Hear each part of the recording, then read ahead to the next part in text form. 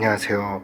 오늘은 하나님의 이름에 대해서 함께 말씀을 나누고 싶습니다. 출애굽기 3장 14절 말씀입니다. 함께 읽으면 하나님이 모세에게 이르시되 나는 스스로 있는 자니라. 또 이르시되 너는 이스라엘 자손에게 이같이 이르기를 스스로 있는 자가 나를 너희에게 보내셨다 하라. 아멘. 하나님께서 모세에게 알려주신 이름이 나는 스스로 있는 자니라. 그 하나님께서 모세를 통해서 이스라엘 자손에게 알려주시고자 하는 이름이 스스로 있는 자니라 입니다. 나는 스스로 있는 자니라 라는 단어가 우리가 이미 잘 알고 있는 여호와 이렇게 됩니다. 여호와. 오른쪽에서 왼쪽으로 읽습니다. 근데 원래 이제 히브리식으로 이제 발음을 하면 야훼가 되는 겁니다. 근데 저희가 왜 여호와 라고 읽냐면 유대인들은 하나님의 이름을 부르는 것 자체를 조심스러워 했기 때문에 그 하나님의 이름을 야훼라는 이름이 등장할 때마다 이들은 여호와라고 읽었던 것이죠.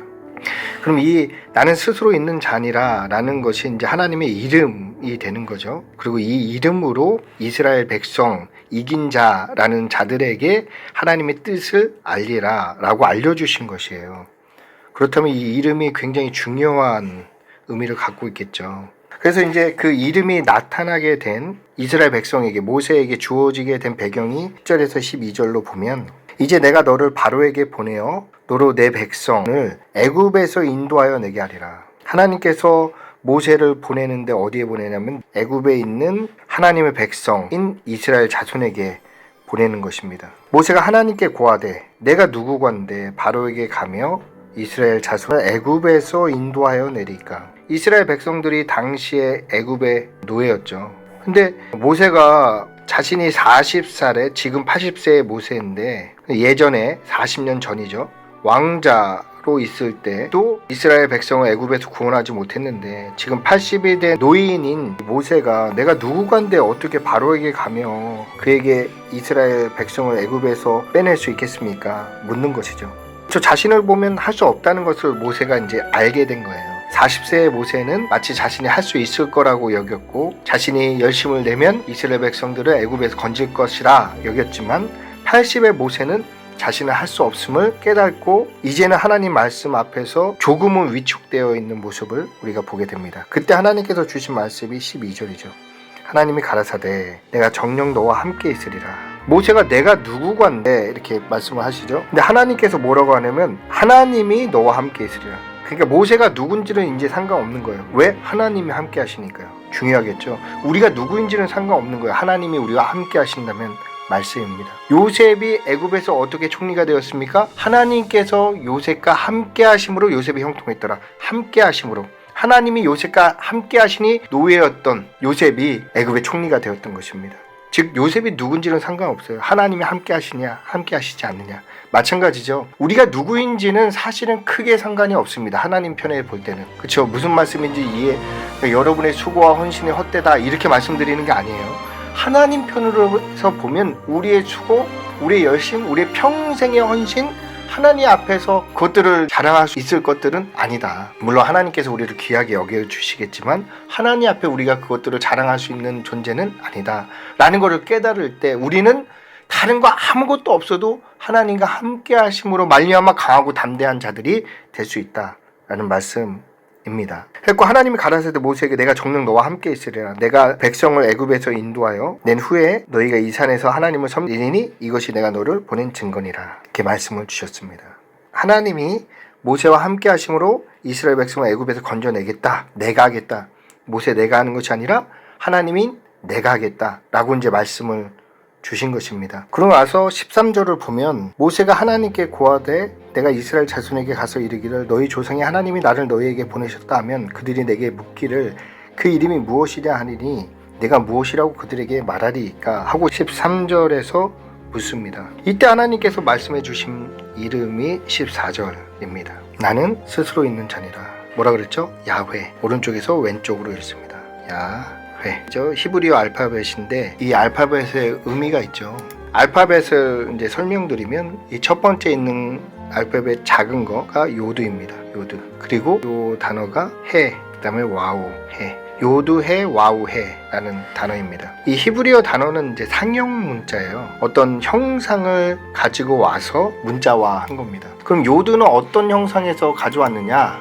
요드는 손 모양에서 나온 글자입니다. 해는 보다, 구멍이 있죠. 보는 모습에서 가져온 거고요. 와우는 못, 그리고 해는 보다, 의미를 형상화한 것이죠. 글자로. 그래서 보면 여호와 하나님께서 모세에게 알려주신 이름, 그러니까 이스라엘 백성이 자신들이 하나님께서 모세에게 이스라엘 백성을 애굽에서 인도해내겠다, 건져내겠다, 그들의 신음소리를 들었다, 고통하는 것을 들었다, 이제 내가 그들을 젖과 꿀이 흐르는 가나안 땅으로 보내겠다 라고 약속을 주셨어요. 그때 모세가 그럼 내가 누가 너희에게, 이스라엘 백성들에게 보냈다고 말해야 합니까? 하나님의 이름이 무엇입니까? 할 때 알려주시는 이름이 나는 스스로 있는 자니라, 야훼. 그 야훼의 문자가 요드해 와우해입니다. 형상이 어디서 나왔냐면 손 보다 못 보다, 즉 손을 보라 못을 보라, 손에 있는 못을 보라. 누구시죠? 예수님, 십자가에 달리신 예수님. 여기서 멈추면 지식적인 유의가 될 수 있겠죠. 근데 여기서 예수님께서 우리에게 주신 예수님의 이름이 뭐냐면, 예수님은 나는 누구다 하고 요한복음을 통해서 말씀해 주신 부분이 있습니다. 요한복음에서 중요하게 다루고 있는 신학적인 내용인데요. 그게 뭐냐? 나는 무엇이다. 예수님이 요한복음을 통해서 이제 말씀하고 있는 예수님에 대한 정의인데 7번을 표현하세요. 7은 성경에서 완전수를 뜻하거든요. 신기하죠? 요한복음이 또 이제 중요한데, 마태복음, 마가복음, 누가복음, 요한복음입니다. 요한복음은 하나님이신 예수님을 보고 있는 복음서입니다. 하나님이신 예수님을. 하나님이신 예수님을 말씀하고 전하고 있는 복음서인 요한복음에 완전하게 나는 누구이다 라고 설명하고 있는 부분, 나는 뭐뭐이다. 신학 성경은 헬라어로 쓰여져 있죠. 헬라어는 에고 에이미라고, 신학을 배우는 사람은 다 아는 내용이죠. 그리고 나는 누구누구이다. 그게 이제 7번 나오는데, 첫 번째가 나는 생명의 떡이다. 나는, 두 번째가 세상의 빛이다. 나는 양의 문이다. 나는 선한 목자다. 5번째가 나는 부활이요 생명이다. 6번째가 나는 길이요 진리요 생명이다. 그리고 나는 참 포도나무다 하고 7번째로 끝납니다. 나는 참 포도나무다. 만을 조금 다루면, 가지가 열매를 맺어야 되는데 가지가 어떻게 열매를 맺습니까? 나무에 붙어만 있으면 열매를 맺게 되는 것입니다. 그렇죠? 가지 스스로는 열매를 맺을 수 없어요.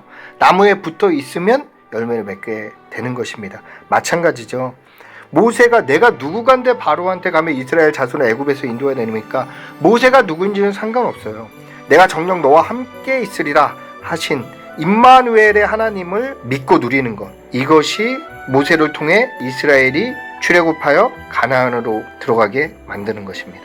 모세의 능력, 열심, 노력, 맞죠. 모세가 그 누구보다도 온유했고 성실했고 하나님께서 친구처럼 대해주신 위대하신 분이라고 할 수 있지만, 그런 모세가 아무리 위대하고 능력이 뛰어나다 하더라도 이스라엘 출애굽할 수 없죠. 홍해를 가를 수 없죠. 하늘에서 만나를 내릴 수 없고요. 반석에서 물을 낼 수는 없어요. 그렇죠? 이러한 일은 오직 하나님께서만 하실 수 있습니다. 이러한 하나님께서 뭐라고 하시느냐? 우리 하나님이 되어주신다는 거예요. 언제? 우리가 이 하나님을 나의 하나님으로 믿을 때. 어떤 하나님을 나의 하나님으로 믿어야 됩니까? 우리의 생명이 떡 되신 예수님. 나는 먹을 것으로 사는 것이 아니다. 예수님이 나의 생명이 떡이 되신다. 예수님이 나의 빛이다. 나는 돈이 나의 앞길을 밝히고 출세가, 명예가, 학벌이 내 앞길을 밝히는 것이 아니다. 예수님이 나의 빛이다. 예수님이 나의 문이다. 나의 막혀있는 모든 것들을 열 수 있는 나의 참된 문 되신다. 예수님이 나의 선한 목자, 생명을 내어주시면서까지 나를 이끌어주시는 참된 목자 되신다. 예수님만이 나의 부활이요 생명이시고, 예수님만이 나의 길이요 진리요 생명이시며, 예수님만이 나의 참 포도나무 되십니다. 이 고백이 진실하게 될 때 우리는 야훼 하나님, 야훼라는 뜻이 신학으로 풀어서 설명드리면 언약, 약속의 하나님, 이런 과정, 지금 설명드린 과정 약속이죠. 이 약속으로 주어졌기 때문에 약속의 하나님으로 풀이됩니다. 그러니까 무슨 말씀이냐면, 약속하시고 그 약속을 성취하시는 하나님, 이를 믿는 자들에게 예수님이 우리의 생명이 떡이 되어주시고, 빛이 되어주시고, 문이 되어주시고, 선한 목자 되어주시고, 부활이요 생명이며 길이요 진리요 생명이고 참된 포도나무가 되어주십니다. 믿습니까? 이것을 믿고 그 믿음 위에 뿌리를 깊이 내리심으로 말미암아. 뿌리를 내린다는 게 뭐냐면 문제가 왔을 때, 어려움이 왔을 때 돈 찾고 사람 찾고 다른 해결을 찾는 게 아니에요. 그리스도 예수 안으로 들어가는 것, 이것이 믿는 것이에요. 이것이 믿는 것이에요. 그리스도 예수 안으로. 지금 문제 가운데, 어려운 가운데 있습니까? 그래서 염려하고 걱정하십니까? 그러면 그리스도 밖에 있는 거예요. 우리는 우리의 염려 걱정을 다 주께 맡겨야 됩니다. 그러면 모든 지각 위에 뛰어나신 하나님의 평강이 우리의 마음과 생각을 지키시게 되는 것입니다. 우리에게 주신 하나님의 이름을 믿고 누리는, 그러므로 임마누엘의 하나님을 날마다 경험하시는 복된 삶을 살아가시는 우리 모두가 되길 예수님의 이름으로